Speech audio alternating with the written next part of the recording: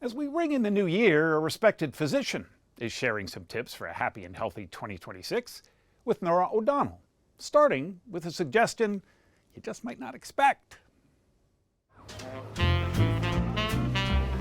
I'll take a little dark chocolate and a little of that pistachio.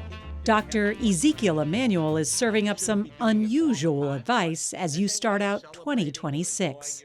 Eat your ice cream. That doesn't sound like a New Year's resolution. Ice cream will make you happy, and that's very important. Why would I live longer eating ice cream? Ice cream is a good dairy product. It's got protein.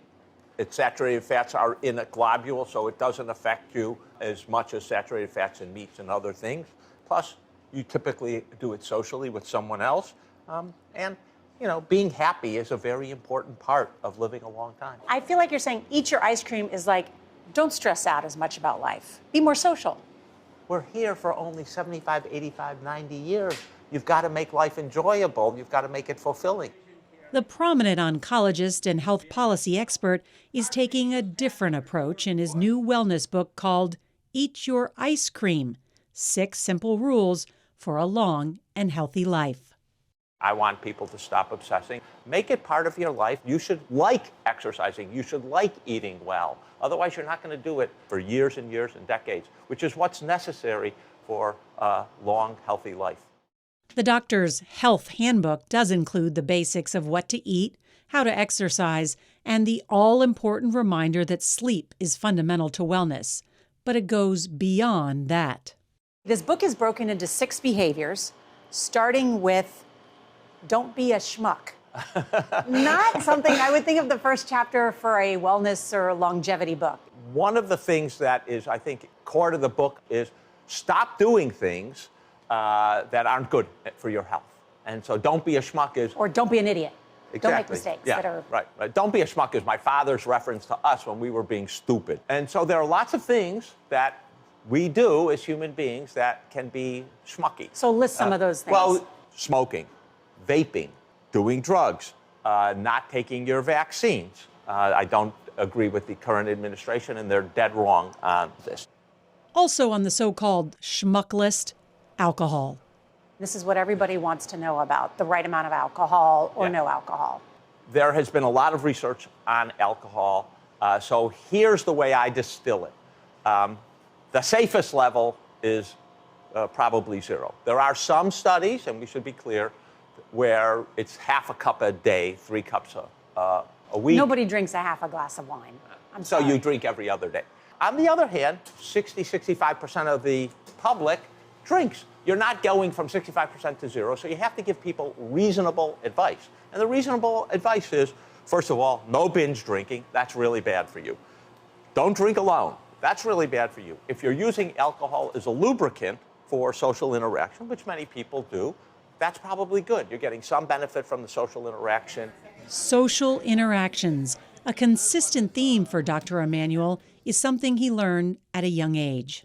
One of the fascinating things about you is you're a cancer doctor and a professor. Your brother, Ari, is a super agent in Hollywood. Your other brother, Ram, former mayor of Chicago, ambassador, maybe running for president of the United States. What is it that your parents taught all of you that has led you? I mean, you're all incredibly successful. Now you're going to make me cry, because every time I talk about my parents that are growing up, I tend to cry. They taught us how to be social and interact with people. They also taught us how to be responsible. One of the things my mom did in raising us is, you know, get out of the house and go occupy yourself. Ram and I went to school. I was 6 in first grade, and he was in nursery school. I had to take him from school, walk 2 blocks, cross a busy street, get on a bus, pay the car fare, get off at the right spot. I learned a huge amount of responsibility. Taking care for your younger brother. Taking care of my brothers. The other thing I think they did, which it was super important for us, is we all slept in the same bedroom. We were a unit. Yes, we fought endlessly. And, you know, I like to joke with people, we didn't go to bed until there was blood, you know, because of all the fights. But we were also each other's best friends. His takeaway, relationships matter. Dr. Emanuel lists lifestyle choices he considers anti-wellness, like chronic stress, a fast food diet, social media, and dining alone. So I think people would agree with all of those, with the exception of dining alone.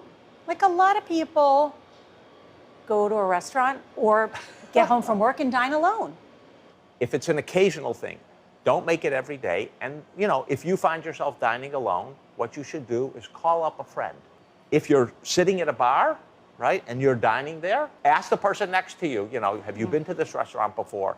What do you do? Why are you here? Strike up a conversation. We underplay those casual conversations and how important they are for us. One of the interesting things you talk about in this book, and may surprise people, is what you say about retirement.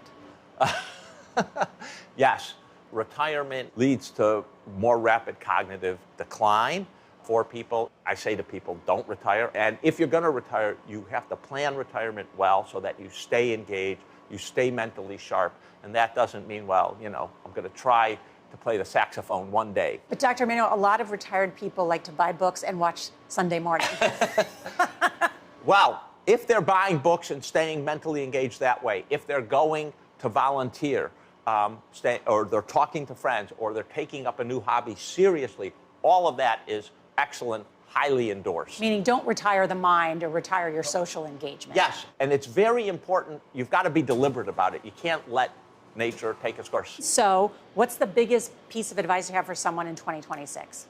Build your social relationships. It's definitely the most important thing for long-lasting health and happiness.